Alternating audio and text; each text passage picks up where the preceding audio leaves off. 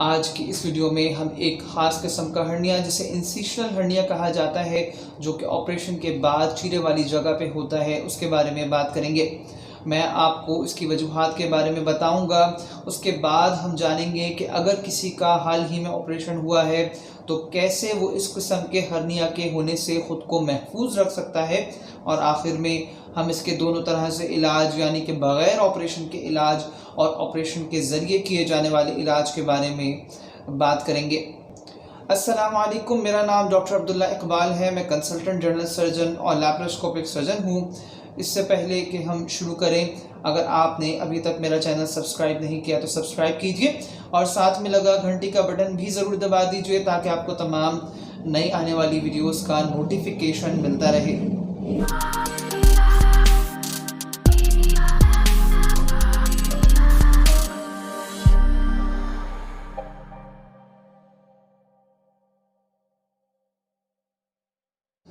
سب سے پہلے ہم ہرنیا کی بات کرتے ہیں کہ ہرنیا ہوتا کیا ہے۔ اس کے بعد ہم اس کی خاص قسم کے جسے انسیشنل ہرنیا کہا جاتا ہے اس کے بارے میں بات کریں گے۔ ہرنیا وہ کنڈیشن ہے کہ جس کے اندر پیٹ میں موجود آرگنز یا اعضاء قدرتی کمزوری کی جگہ سے یا پٹھوں کی کمزوری کی وجہ سے، یعنی کہ پیٹ کی وہ جگہ جہاں سے پٹھے کمزور ہوں وہاں سے باہر کی طرف آ سکتے ہیں اور ہرنیا کا باعث بن سکتے ہیں۔ اور جب یہ ہرنیا کسی ایسی جگہ یعنی کہ پچھلے آپریشن کے چیرے کی جگہ سے یعنی کہ انسیشن کی جگہ سے باہر کی طرف آئے تو اسے انسیشنل ہرنیا کہتے ہیں۔ یہ ہرنیا پیٹ میں موجود کسی بھی سرجری کے نتیجے میں ہو سکتا ہے۔ مثال کے طور پہ اگر مریض نے پہلے پتے کا آپریشن کروایا ہے تو یہ ہرنیا سیدھی طرف پسلی کے نیچے بن سکتا ہے۔ یہ ہرنیا مریض کے کیے گئے اپینڈکس کے آپریشن کے چیرے کی جگہ پہ بن سکتا ہے،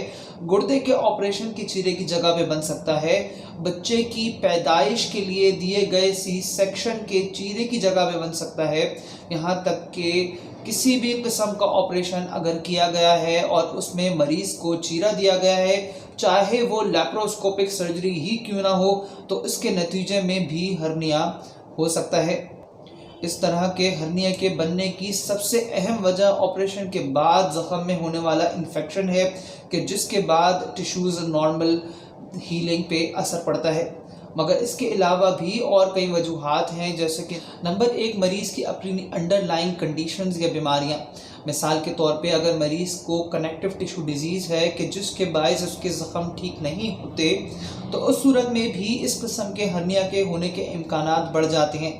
اسی طرح اگر مریض کو شوگر ہے یا کوئی ایسی بیماری ہے کہ جس میں ہیلنگ ڈیلیڈ ہو جاتی ہے یا قوت مدافعت کم ہو جاتی ہے جیسے کہ خون کی کمی، تو اس صورت میں بھی زخم دیر سے ٹھیک ہوتا ہے اور مریض میں آپریشن کے بعد انفیکشن ہونے کے امکانات بھی کئی گنا بڑھ جاتے ہیں اور اسی وجہ سے ہرنیا کے امکانات بھی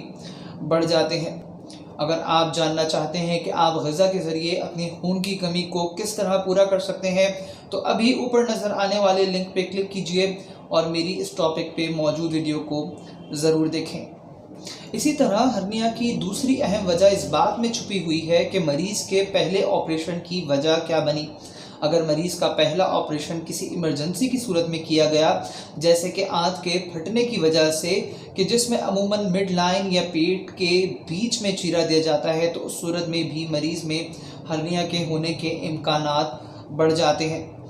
تیسری اہم وجہ یہ کہ سرجری کے دوران سرجن کو کن مسائل کا سامنا ہوا۔ مثال کے طور پہ اپینڈکس کا آپریشن اگر کیا گیا اور اپینڈکس ڈاکٹر کو پھٹی ہوئی ملی یا اپینڈکس آنت سے لپٹی ہوئی ملی یا وہ آنت کے گرد گھومی ہوئی ملی کہ جس کو نکالنا آسان نہ تھا اور اس لیے ڈاکٹر کو چیرا بڑھانا پڑا اور اس لیے ہرنیا کے ہونے کے امکانات بھی بڑھ جاتے ہیں۔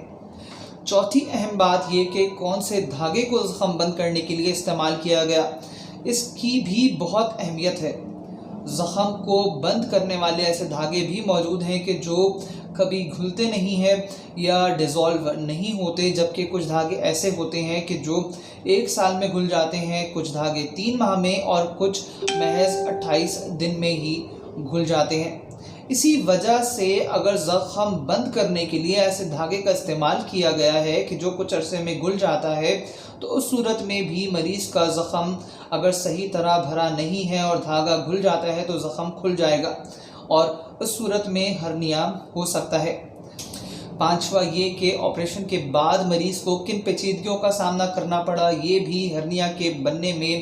بہت اہمیت کا حامل ہے۔ مثال کے طور پہ اگر آپریشن کے بعد آنتیں دیر سے کام کریں یا پیٹ پھول جائے یا پھر پیٹ میں پانی بھر جائے یا مریض کو قبض ہو جائے یا مریض کوئی وزن اٹھا لے تو اس صورت میں بھی ایبڈومینل پریشر بڑھ سکتا ہے اور ٹانکے کھل سکتے ہیں کہ جس کے نتیجے میں مریض میں ہرنیا ہو سکتا ہے۔ اگر آپ کا کوئی بھی آپریشن ہوا ہے یا آپ آپریشن کروانے والے ہیں اور چاہتے ہیں کہ آپریشن کے بعد اس قسم کے ہرنیا سے محفوظ رہیں تو اس مقصد کے لیے سب سے زیادہ اہمیت اس بات کی ہے کہ جس سرجن سے آپ یہ آپریشن کروانے والے ہیں اور آپ کا یہ جاننا نہایت ضروری ہے کہ کیا وہ ایک کوالیفائڈ سرجن ہے، کیا اس کا اتنا ایکسپیرینس ہے کہ وہ آپ کو آپریشن کے بعد ہونے والی پیچیدگیوں سے محفوظ رکھ پائے گا۔ دوسرا یہ کہ جو ادویات آپ کو تجویز کی گئی ہیں ان کا آپ استعمال باقاعدگی سے کریں اور اپنے ٹانکوں کو صاف رکھیں اور انفیکشن کے ہونے سے بچیں۔ آپریشن کے بعد طاقت کے ادویات کا استعمال کریں جن میں vitamin C, zinc, vitamin A اور وٹامن ای شامل ہو کہ جو آپ کے زخم کو جلد از جلد بھرنے میں آپ کی مدد کریں اور ہرنیا کے بننے سے آپ کو محفوظ رکھیں۔ اگر آپریشن کے بعد آپ کو قبض کے یا پیشاب کے مسائل کا سامنا ہو تو فوری اس کا علاج کروائیں۔ آپریشن کے بعد کم سے کم 3 ماہ تک وزن اٹھانے سے گریز کریں اور کسی بھی پیچیدگی کی صورت میں ڈاکٹر سے فوراً مشورہ کریں۔ ہرنیا کی تشخیص کی اگر ہم بات کریں تو اس کی تشخیص کے لیے کسی خاص ٹیسٹ کی ضرورت نہیں ہوتی اور یہ محض کلینکل ایگزامینیشن یعنی کہ ڈاکٹر کے معائنہ ہی تشخیص کے لیے کافی ہوتا ہے، مگر اکثر مریض کو الٹرا ساؤنڈ کا مشورہ بھی دیا جاتا ہے کہ جس کے ذریعے ہم ڈیفیکٹ کے سائز کا تعین کر سکتے ہیں اور یہ فیصلہ کر سکتے ہیں کہ کس سائز کا میش یا جالی کی مریض کو آپریشن کے دوران ضرورت پڑے گی۔ بہت سے لوگ یہ جاننا چاہتے ہیں کہ کیا ہرنیا کا علاج بغیر آپریشن کے ممکن ہے یا نہیں، اور اس صورت میں یاد رکھیں کہ ہرنیا کا واحد حل صرف آپریشن ہے۔ ادویات یا احتیاط یا چند ٹوٹکوں کے استعمال سے ہرنیا کا سائز مزید بڑھنے سے تو روکا جا سکتا ہے، مگر اگر ہرنیا ایک دفعہ ہو جائے تو آپریشن کے علاوہ اس کو ختم کرنا کسی اور طرح سے ممکن نہیں ہے۔ اسی طرح وہ مریض جو آپریشن فوری نہیں کروانا چاہتے ہم ان کو ایبڈومینل بیلٹ کے استعمال کا مشورہ دیتے ہیں جو کہ محفوظ طریقہ ہے اور اس سے آنتیں پیٹ کے اندر ہی رہتی ہیں اور سائز کے بڑھنا کم ہو جاتا ہے۔ کچھ لوگوں کا اکثر یہ سوال ہوتا ہے کہ آپریشن کتنے جلدی کروایا جائے، تو اس کے جواب میں آپ کو یہ بتا دوں کہ چونکہ اس قسم کے ہرنیا کا منہ دوسرے قسم کے ہرنیا سے،